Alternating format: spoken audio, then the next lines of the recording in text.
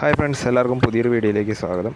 ഇന്നത്തെ video വേൾപൂളിൻ്റെ white magic എന്ന് പറഞ്ഞ മോഡലിൻ്റെ ഡ്രെയിനേജ് പൈപ്പിൽ കണ്ടിന്യൂസ് വെള്ളം ലീക്കായിക്കൊണ്ടിരിക്കുകയാണ്. അതെങ്ങനെ പരിഹരിക്കുക എന്നുള്ളതാണ് ഇന്നത്തെ വീഡിയോ.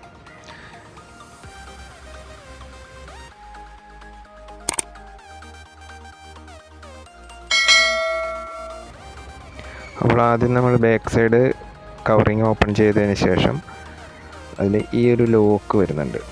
ഈ ലോക്ക് ആദ്യം റിമൂവ് ചെയ്യണം. അതായത്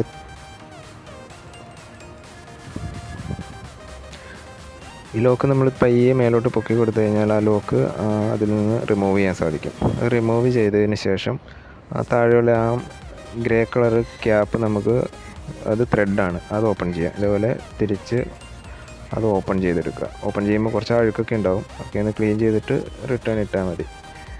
അപ്പോൾ ഇതിൻ്റെ ആ താഴത്തുള്ള ഈ വൈറ്റ് ഭാഗത്ത് അതിൻ്റെ ഉള്ളിലാണ് എന്തെങ്കിലും തടഞ്ഞു കിടക്കുന്നത്. അതായത് ഇതിനകത്ത് ഇപ്പോൾ എന്തോ ഒരു പീസ് കിടപ്പുണ്ട്, ക്ലിപ്പിൻ്റെ അങ്ങനെ എന്തോ മറ്റോ ആണ്.